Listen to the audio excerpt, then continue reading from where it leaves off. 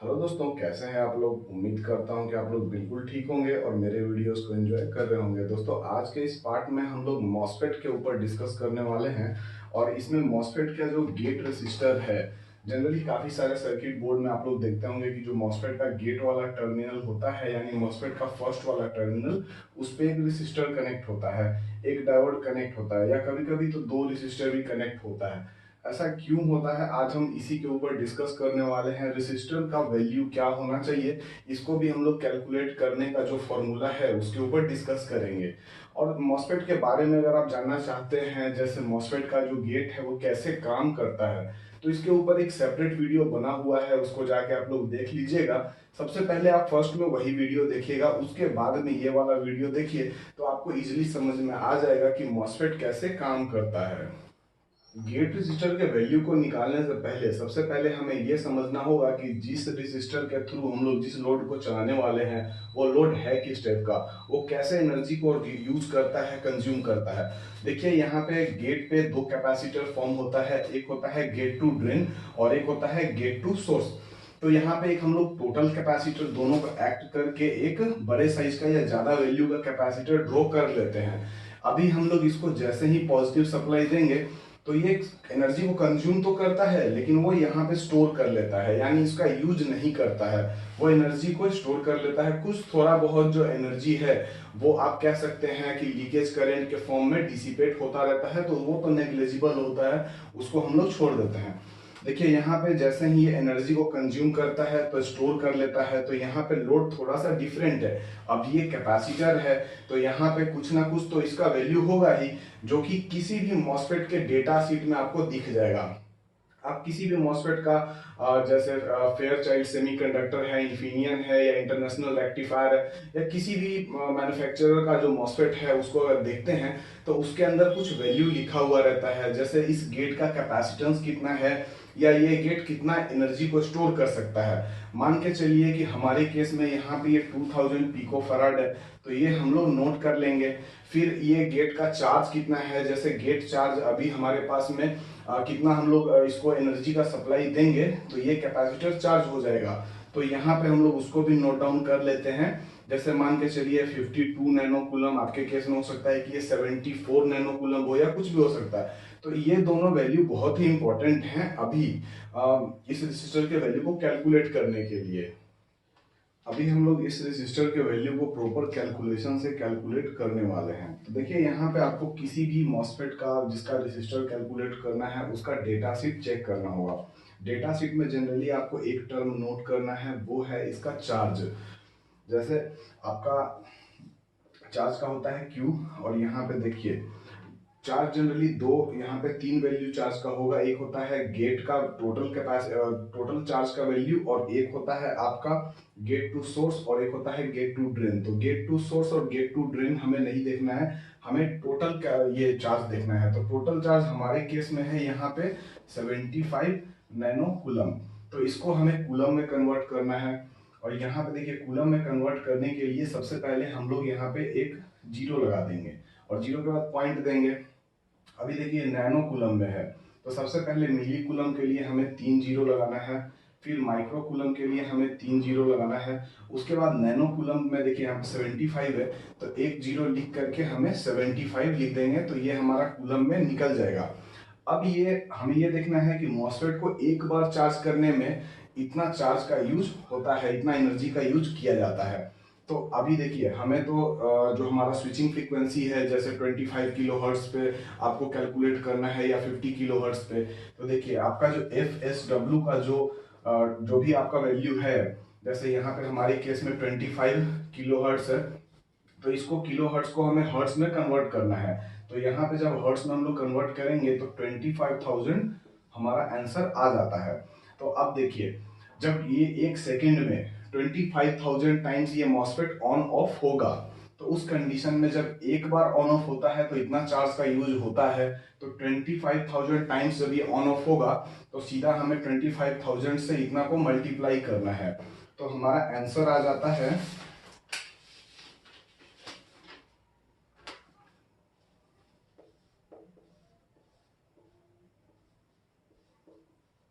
देखिए ये हमारा आंसर आ जाता है। मतलब एक मॉस्फेट को अगर हम लोग 25,000 टाइम्स ऑन ऑफ करते हैं तो इतना कूलम एनर्जी का यूज किया जाता है। अगर आपको पता होना चाहिए कि अगर एक सेकंड में अगर किसी भी मॉस्फेट को जो भी एनर्जी रिक्वायर्ड होता है, जैसे ये कूलम में है और कूलम पर सेकेंड है, तो यहाँ पे हम लोग ये कह सकते हैं कि ये एम्पेयर में भी अगर हम लोग लिखेंगे तो सेम वैल्यू हमें लिख देना है। देखिए आपको इस तरह से लिख देना है। अब हमारे पास में एम्पेयर निकल चुका है और जो भी आपका गेट का वोल्टेज है वो तो आपके पास है ही, तो आप सीधा सीधा इस रेजिस्टर का वैल्यू निकाल सकते हो। जैसे मान के चलिए जो वोल्टेज है, तो अगर आपको ओम्स लॉ के बारे में नहीं पता है तो उसके ऊपर भी मेरा एक वीडियो बना हुआ है, उसको भी जाके देख लीजिए ताकि आप कंफर्म हो जाएंगे कि वोल्टेज कैसे निकालना है। जैसे देखिए हमारा इनपुट वोल्टेज कितना है जो हम लोग गेट आईसी से मॉस्फेट को दे रहे हैं रेजिस्टर के पहले। जैसे यहाँ पे देखिए ये रेसिस्टर है, तो इससे पहले अगर हम लोग यहाँ पे 15 वोल्ट दे रहे हैं और यहाँ पे हमें 10 वोल्ट का यूज करना है गेट ड्राइव के लिए।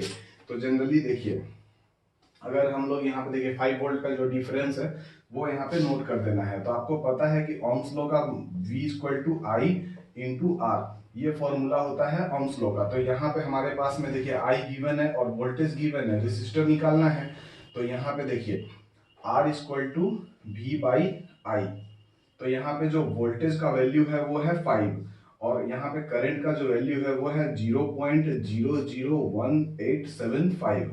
तो यहाँ हमारे पास में देखिए जब इसको हम लोग कैलकुलेट करते हैं तो आंसर आ जाता है 2.666, सॉरी अगर हम लोग किलो में देखें तो 2.6 आएगा, लेकिन यहाँ पे 2666 ओम आंसर आ जाता है। तो ये हमारा रेसिस्टर का वैल्यू निकल चुका है। तो अभी जैसे जैसे आप फ्रीक्वेंसी को बढ़ाओगे, मान के चलिए फ्रीक्वेंसी आप रखते हो 50 किलोहर्ट्ज पे, तो जो रेसिस्टर का वैल्यू आता है वो इसका हाफ आ जाता है। देखिए यहाँ पे ये आ गया है। लेकिन आप लोग सोच रहे हैं कि गेट पे तो 5 ओम का या 10 ओम का रेसिस्टर यूज होता है, तो ऐसा क्यों है? सबसे पहले हम लोग देख लेते हैं कि क्या इस रेसिस्टर पे ये वाला मॉस्फेट 25,000 टाइम्स ऑन ऑफ हो सकता है क्या। जब हम लोग मॉस्फेट के गेट पे हाई वैल्यू के रेसिस्टर का यूज़ करते हैं तो उस समय मॉस्फेट का बिहेवियर कैसा होता है, उसके गेट पे कैसा पैटर्न बनता है, वो अभी हम लोग ऑसिलोस्कोप के फर्स्ट चैनल में देखेंगे। यहाँ पे एक प्रोब को आपको लगाना है और सेकेंड प्रोब को ड्रेन पे लगाना है। जैसे मॉस्फेट ऑन ऑफ होगा तो ये ऑन पैटर्न कैसा है, ऑफ पैटर्न कैसा है, वो हमें यहाँ पे पता चलेगा। लोड के लिए कोई सा भी रेसिस्टर आप लोग यूज़ कर सकते हो और ड्राइवर आईसी के लिए UC3843 आईसी का आपको यूज़ करना है, जो कि कोई भी जनरल पर्पस SMPS या DC to DC कन्वर्टर में आपको देखने के लिए मिल जाता है। तो चलिए इस एक्सपेरिमेंट को स्टार्ट करते हैं। इस सर्किट को हम लोग सबसे पहले पावर सप्लाई से कनेक्ट करेंगे और जैसे ही हम लोग पावर सप्लाई से कनेक्ट करेंगे तो आप लोग देख सकते हो कि यहाँ पे एक पैटर्न बन के आता है। जो रेड वाला पैटर्न है वो गेट का है और ये येलो वाला जो पैटर्न है वो ड्रेन का है। ड्रेन कैसे ऑन ऑफ हो रहा है वो देखिए। सबसे पहले देखिए हम लोग यहाँ 0 से स्टार्ट करते हैं। 0 के टाइम में आप देखिए कि हमारा जो ड्रेन वाला पॉइंट है वहाँ पे हाई पल्स है। मतलब आपको भी पता है कि मॉस्फेट ऑफ स्टेट में है तो ड्रेन पे हाई पल्स होता है लोड के थ्रू, और जैसे ही मॉस्फेट ऑन स्टेट में आता है, यहाँ पे देखिए ऑन स्टेट में आया तो ड्रेन वाला जो पल्स है, जो हाई स्टेट पल्स है, वो सोर्स से कनेक्ट हो जाता है, मॉस्फेट ऑन हो जाता है और यहाँ पे आप देखोगे कि ये लो में कन्वर्ट हो जाता है। तो सबसे पहले हम लोग गेट वाले जो पल्स हैं उसको देखते हैं। देखिए यहाँ पे आप देखेंगे कि जो राइजिंग टाइम है वो थोड़ा फास्ट है और जैसे ही ये थ्रेशोल्ड लिमिट पे पहुँचता है, ये देखिए यहाँ पे इसका ये वाला थ्रेशोल्ड लिमिट है। इसको थोड़ा सा और जूम कर लेते हैं। देखिए ये इसका थ्रेशोल्ड पॉइंट है, यहाँ पे पहुँचता है, वैसे ही हमारा मॉस्फेट ऑन हो जाता है और सडनली जो ड्रेन का वोल्टेज है वो डाउन हो जाता है और धीरे धीरे आप देखेंगे कि ये इसका मिलर इफेक्ट है। यहाँ पे दोनों ही कैपेसिटर अपना चार्ज शेयर करते हैं और फिर उसके बाद में दोनों ही कैपेसिटर को जब ड्राइवर सर्किट चार्ज करता है तो यहाँ पे थोड़ा लोड इंक्रीज हो जाता है, जिसके वजह से कैपेसिटर धीरे धीरे चार्ज होना स्टार्ट होता है। और फिर आप देखोगे कि यहाँ पे डिस्चार्जिंग का प्रोसेस स्टार्ट हो गया है। डिस्चार्जिंग का प्रोसेस भी सेम उसी तरीके से डिस्चार्ज होता है जैसा कि यहाँ पे चार्ज हुआ है। तो देखेंगे कि यहाँ पे वापस से जो ड्रेन का वोल्टेज है वो मॉस्फेट ऑफ होते ही ये इंक्रीज हो जाता है। तो यहाँ पे देखिए जो इसका राइजिंग टाइम है वो बहुत ही ज़्यादा है और इसके वजह से मॉसफेट में स्विचिंग लॉस का कंडीशन क्रिएट हो जाता है, मॉसफेट हीट होने लग जाता है। तो लास्ट एक्सपेरिमेंट में आप लोगों ने देखा कि अगर मॉसफेट के गेट पे जो रेसिस्टर है उसका वैल्यू बहुत ज़्यादा रखते हैं तो उसके अंदर में जो मॉसफेट के गेट के अंदर जो कैपेसिटेंस है वो चार्ज होने में काफ़ी ज़्यादा टाइम लेता है। तो यहाँ पे स्विचिंग लॉस का कंडीशन क्रिएट हो जाएगा। मॉसफेट अगर एसएमपीएस में यूज़ किया गया है और रेसिस्टर का वैल्यू ज़्यादा है तो वो ऑन होने में और ऑफ होने में काफ़ी ज़्यादा टाइम लेगा, जिसके वजह से यहाँ पे स्विचिंग लॉस आएगा, मॉसफेट हीट जनरेट करेगा। तो यहाँ उस हमें टाइम को कम करना है, राइजिंग टाइम को कम करना है। तो इसके लिए एक फॉर्मूला आता है, देखिए टाइमिंग का। तो यहाँ पे टाइमिंग हमारे पास में गिवन रहता है और कैपेसिटेंस गिवन रहता है, हमें रेसिस्टेंस निकालना है। तो देखिए जो भी मॉसफेट आप लोग यूज कर रहे हो K80E08K3 हमारे केस में ये वाला मॉसफेट है। अगर इसका हम लोग जो राइजिंग टाइम है वो देखेंगे तो वो हमें इसके डेटा शीट में मिल जाएगा। फिर कैपेसिटेंस का वैल्यू भी हमें डेटा शीट में मिल जाता है। तो देखिए सबसे पहले राइजिंग टाइम हम लोग लिख लेते हैं, हमारे केस में है ये 16 नैनो सेकेंड का। इस नैनो सेकेंड को हमें सेकेंड में कन्वर्ट करना है। तो जीरो के बाद में ट्रिपल जीरो लगा देंगे, 0.000, ये होता है आपका मिली सेकेंड के लिए। फिर ट्रिपल जीरो लगा देते हैं हम लोग माइक्रो सेकेंड के लिए। फिर ट्रिपल जीरो लगा देते हैं हम लोग नैनो सेकेंड के लिए। और यहाँ पे देखिए 2 डिजिट है तो लास्ट का 2 डिजिट आप लोग हटा दीजिए और यहाँ पे 16 लिख दीजिए, ये आपका सेकेंड का वैल्यू आ जाएगा। सेकंड में कैपेसिटेंस का वैल्यू मतलब मॉसफेट के गेट पे कितना कैपेसिटेंस है, तो हमारे केस में है यहाँ पे 3600 पिको फराड। तो देखिए इसको भी हम लोग सेम कंडीशन में लिख देते हैं।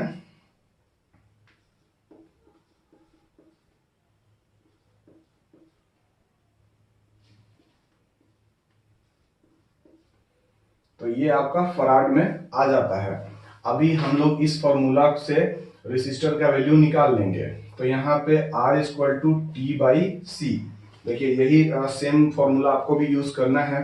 तो यहाँ पे आपका जो आंसर है वो आ जाता है 4.44 ओम। इतने ओम का रेसिस्टर आपको यूज करना है।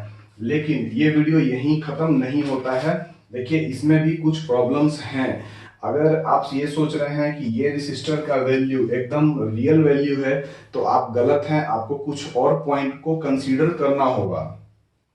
अभी जब रेसिस्टर का वैल्यू आ गया है 4.44 तो क्या क्या प्रॉब्लम्स फेस करना पड़ सकता है। देखिए सबसे पहला प्रॉब्लम है कि मॉसफेट का जो गेट है वो कैपेसिटर की तरह एक्ट करता है। तो यहाँ पे आप कितना भी एम्प का करंट इसके अक्रॉस दे देंगे तो ये चाहेगा कि जितना जल्दी वो चार्ज हो जाए। मतलब यहाँ पे चार्जिंग जो ग्राफ है हो सकता है पहले आपका जो चार्जिंग टाइम है वो जो नैनो सेकंड में है हो सकता है कि वो पिको सेकंड में चला जाए। तो यहाँ पे हमें बहुत ही ज्यादा इनरस करंट का जरूरत रहता है। ये तो देखिए परमानेंट लोड तो है नहीं, वो एक बार चार्ज होगा फिर यहाँ पे जाके स्टेबल हो जाएगा, यानी कि ड्राइवर सर्किट से वो जो भी आपका करंट का कंजप्शन है वो कंज्यूम करना बंद कर देगा, फिर उसके बाद में ये फॉल होगा। तो यहाँ इसका कोई लिमिटेशन नहीं है, ये जितना ज्यादा आप करंट दोगे उसी बेसिस पे ये चार्ज होता है। तो हमारा जो ये ड्राइवर सर्किट है, यहाँ पे जो आप ड्राइवर यूज कर रहे हैं मॉसफेट को ऑन ऑफ कराने के लिए, तो ज्यादातर कंडीशन देखते होंगे कि यहाँ पर रेसिस्टर का वैल्यू बहुत कम होने से ये काफी ज्यादा हीट जनरेट करने लग जाता है। तो यहाँ पे इसके करंट के मान लीजिए कि ये 2 एम्प्स का करंट दे सकता है, आप देख लीजिए इसका डेटा शीट में ये कितने एम्प्स का करंट दे सकता है। तो उस कंडीशन में इसके बेसिस पे आपको रेसिस्टर का जो वैल्यू है वो डिफाइन करना होगा।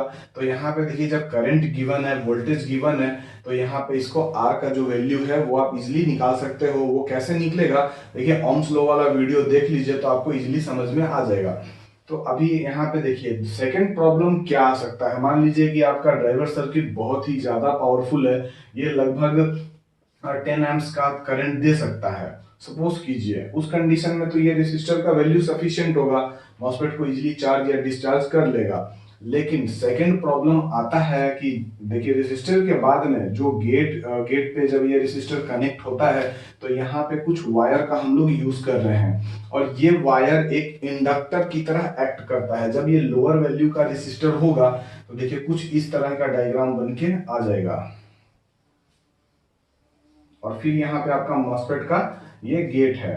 तो यहाँ आप देख सकते हो कि जब ये इंडक्टर की तरह एक्ट कर रहा है और जब ये आपका गेट ऑन स्टेट में जाता है, ऑन के बाद में जब ये ऑफ स्टेट में जाएगा, उस कंडीशन में ये इंडक्टर एक वोल्टेज इंड्यूस करता है, खुद ही वोल्टेज जनरेट करता है, जिसको हम लोग बैक ईएमएफ कहते हैं। और ये बैक ईएमएफ वापस से मॉसफेट को ऑन करा देगा, जिसकी वजह से मॉसफेट में आप देखेंगे कि इस तरह से, देखिए गेट का ये जो पल्स है वो इसमें एक रिंगिंग का आप देखेंगे इस तरह से एक पैटर्न बन के आ जाता है। और ये इसी के वजह से आता है, इस इंडक्टेंस के वजह से। तो यहाँ हमें इसका भी ध्यान रखना है कि आपके पीसीबी में जो भी मॉसफेट है, मॉसफेट का जो गेट है वो ड्राइवर सर्किट से जितना क्लोज होगा उतना ही बेटर रिजल्ट आपको मिलेगा। अगर ये थोड़ा डिस्टेंस पे है तो आप इसके इंडक्टर के वैल्यू को कंपनसेट करने के लिए यहाँ पे जो रेसिस्टर का वैल्यू है उसको थोड़ा ज्यादा कीजिए, ताकि यहाँ कम से कम रिंगिंग बन सके। इस एक्सपेरिमेंट को परफॉर्म करने के लिए आपके पास में एक कैपेसिटर होना चाहिए, एक रेसिस्टर होना चाहिए, एक पावर सप्लाई और एक मल्टीमीटर। मल्टीमीटर से जनरली आप लोग वोल्टेज मेज़र कर लोगे, लेकिन ऑसिलोस्कोप पे ग्राफिकल व्यू देखना है तो ऑसिलोस्कोप पे ज़्यादा अच्छा आपको दिख जाएगा। तो चलिए इसको हम लोग सबसे पहले ऑसिलोस्कोप से कनेक्ट कर लेते हैं। देखिए माइनस वाला जो साइड है उसको हमें माइनस साइड में, कैपेसिटर के माइनस में कनेक्ट कर देना है, और पॉजिटिव साइड वाला जहाँ पे रेसिस्टर और कैपेसिटर कनेक्ट है वहाँ पे इस तरह से कनेक्ट करना है।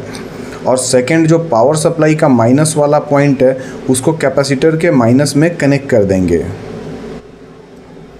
और जो प्लस वाला प्रोब है उसको हमें यहाँ पे कनेक्ट करना है। देखिए प्लस को हमने कनेक्ट कर दिया, और अभी आप लोग ऑसिलोस्कोप पे देखेंगे तो आपको दिखेगा कि कैसे हमारा जो ग्राफ है, वोल्टेज वाला ग्राफ है, वो धीरे धीरे इंक्रीज़ होता चला जाता है। और ये डिपेंड होता है रेसिस्टर के वैल्यू पे। रेसिस्टर का वैल्यू जितना छोटा होगा ये उतना ही तेज़ी से हमारा कैपेसिटर चार्ज होगा। अभी हम लोग इसको डिस्चार्ज करते हैं। डिस्चार्ज करने के लिए जनरली देखिए पावर सप्लाई का दोनों ही प्रोब आप लोग शॉर्ट करवा दीजिए, तो जो कैपेसिटर है वो रेसिस्टर के थ्रू डिस्चार्ज होने लग जाएगा। और यहाँ पे देख सकते हो कि धीरे धीरे ये डिस्चार्ज भी होता चला जाता है। सेम इसी तरह मॉसफेट का गेट भी चार्ज और डिस्चार्ज होता है, जैसा आप लोग यहाँ पे देख सकते हैं। इस एक्सपेरिमेंट को भी परफॉर्म करने के लिए सेम इसी फार्मूला का यूज़ किया गया है, T=R/C। यहाँ पे R का वैल्यू है 5.56 किलो ओम और यहाँ पे C का वैल्यू है 820 माइक्रोफराड। तो टाइमिंग आता है 4.5 सेकेंड का। अभी इस एक्सपेरिमेंट में हम लोग गेट रेसिस्टर के वैल्यू को कम कर देते हैं। यहाँ पे हम लोग 10 ओम का एक रेसिस्टर का यूज़ कर रहे हैं, तो देखते हैं कि इसमें क्या प्रॉब्लम देखने के लिए मिलता है। यहाँ पे देखिए रेसिस्टर के वैल्यू को कम कर दिया गया है और अभी हमने पावर सप्लाई को कनेक्ट किया हुआ है। और जब ऑसिलोस्कोप में देखेंगे तो यहाँ हमें कोई प्रॉब्लम नहीं दिखता है। गेट बहुत तेज़ी से चार्ज होता है, जिसके रिस्पेक्ट में आपका जो ड्रेन है वो भी ऑन ऑफ होता है और यहाँ पे काफ़ी शार्प इमेज हमें दिख रहा है।